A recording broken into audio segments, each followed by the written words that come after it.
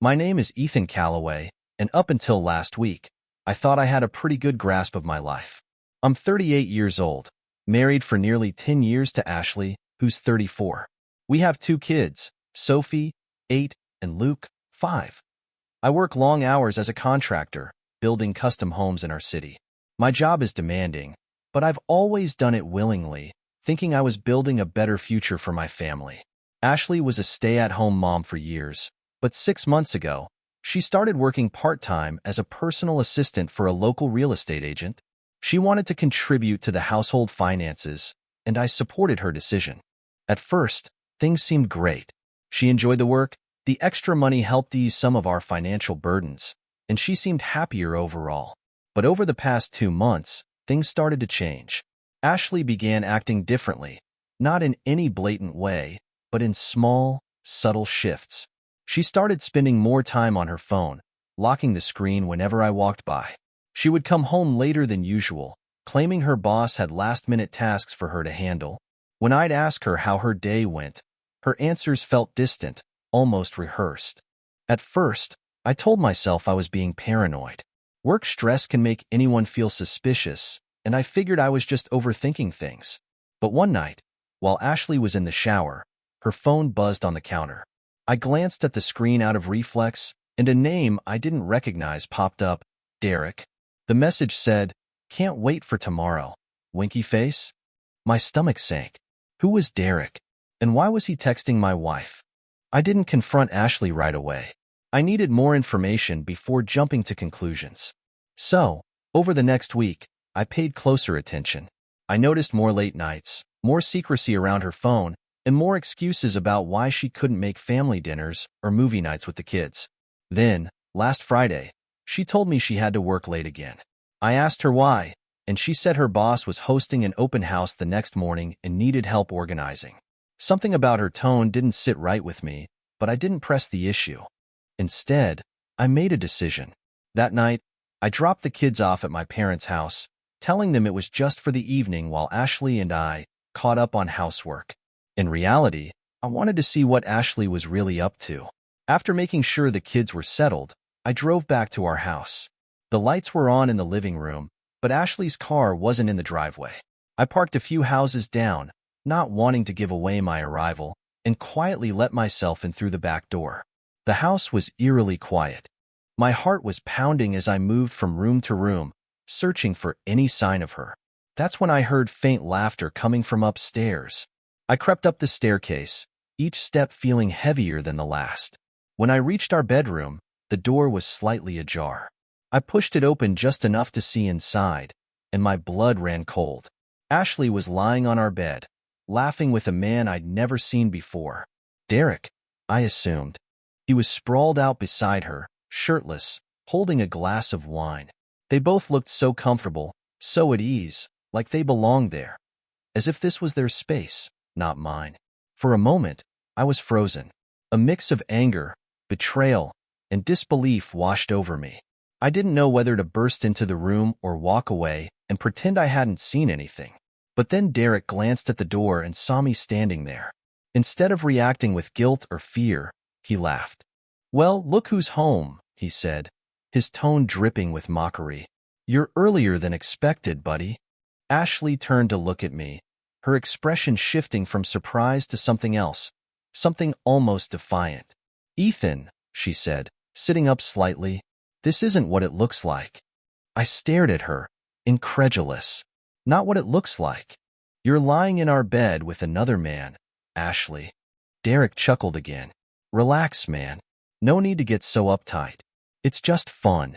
They both laughed at that, like I was the butt of some inside joke. That was their fatal mistake. As they sat there, laughing at me, something in me snapped. I realized they didn't just betray me, they didn't even respect me enough to feel ashamed. And that was unforgivable. But I didn't react right then and there. Instead, I turned and walked out of the room without another word.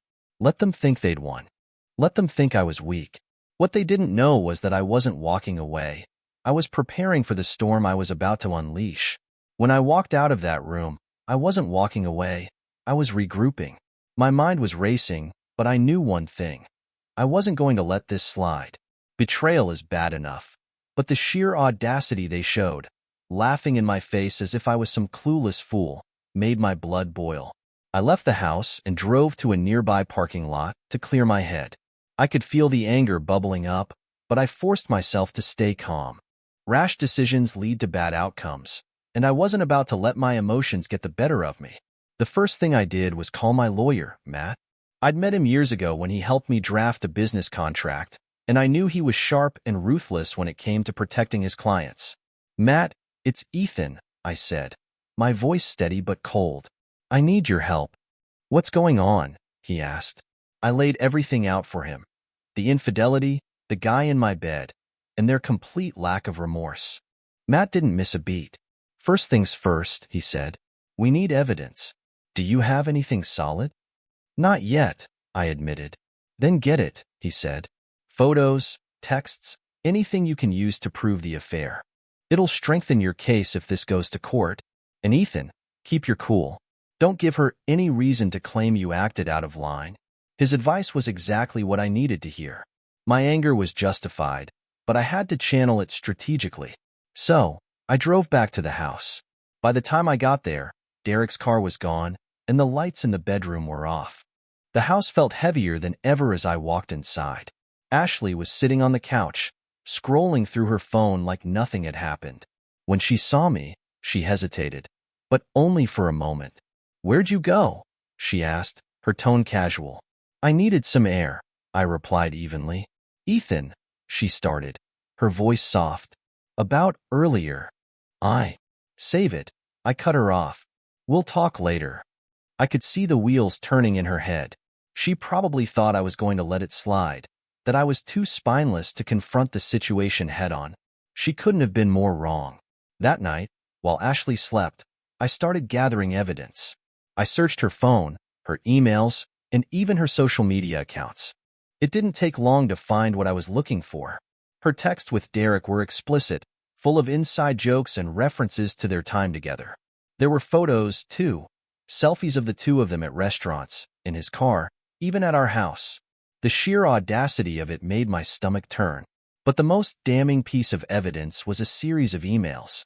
Derek had been forwarding Ashley money, significant amounts. The messages revealed that he was paying her to keep their fun discreet. Fun? Discreet? The words burned in my mind. This wasn't just an affair.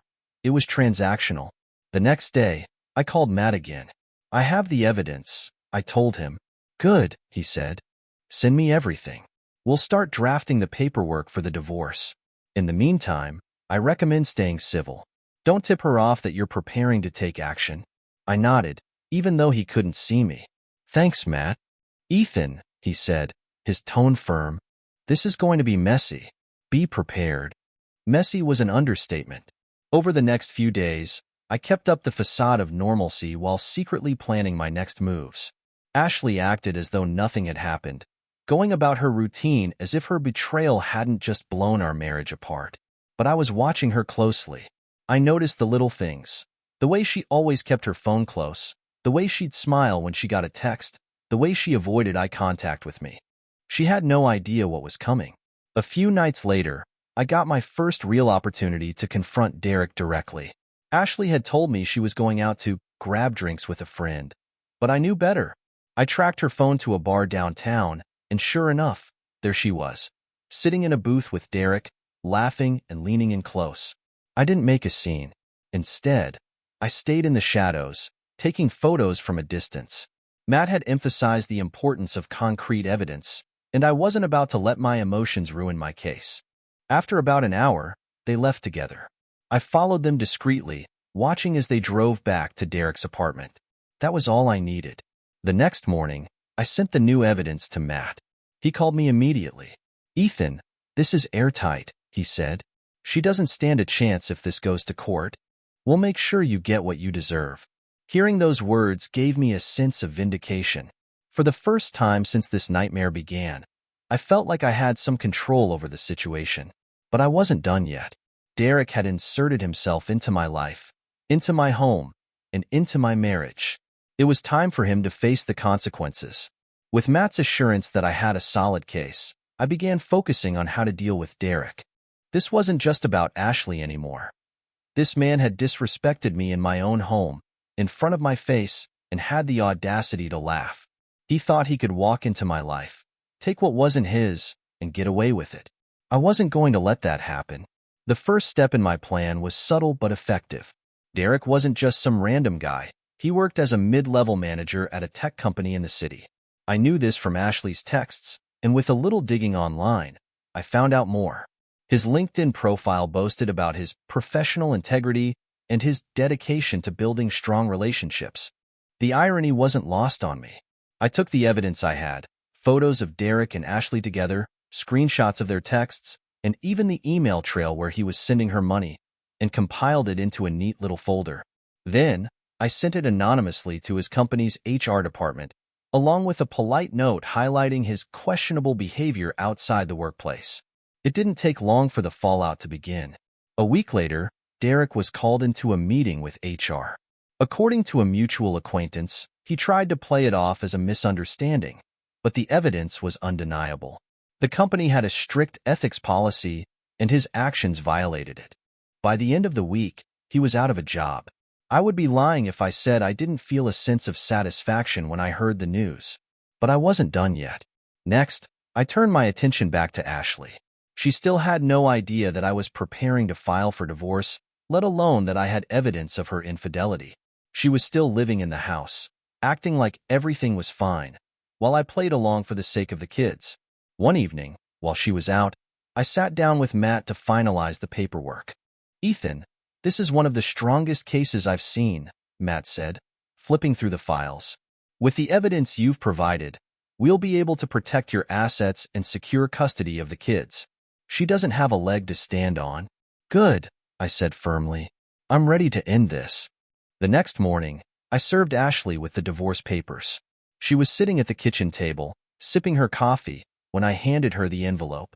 "What's this?" she asked, frowning as she opened it. Her expression changed as she read the contents, her face going pale. "You're divorcing me?" "Yes," I said bluntly. "And before you even think about fighting this, know that I have everything.